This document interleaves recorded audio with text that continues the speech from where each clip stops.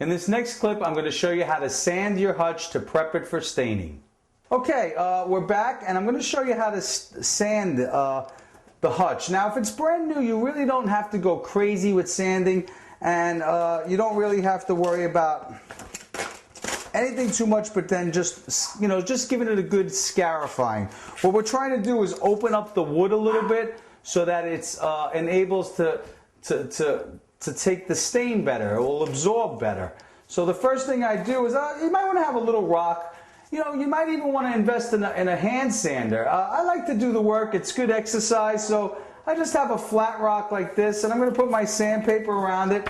And what I'm going to try to do is just rough up all the exposed areas. And always sand with the grain. If the grain's going up and down, you want to sand it up and down.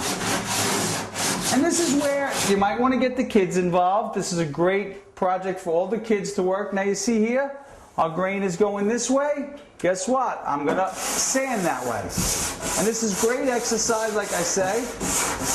You might want to wear a dust mask too at this point. Now I'm going to get myself a dust mask because I don't like that there's dust in there. A little safety precaution.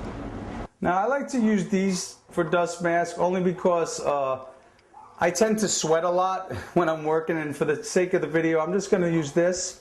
You can get dust masks for like 99 cents a piece in the store. They're very cheap. But as we continue to sand, we're going to just keep sanding, going with the grain, opening up the surface, trying to prep this area.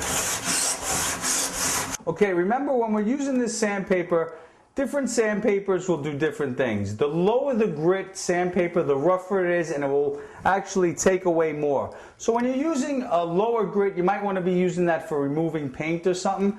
We're going to use 100 grit, which is enough to open up the wood, but not really damage it. You just want to, like I said, open up the pores of the wood just so that the stain absorbs. Now, 120, 100 is fine for this. As we get to the polishing or the smoothing out, because realize when you do open it up, it's going to be a little rougher and you want to have it smoother.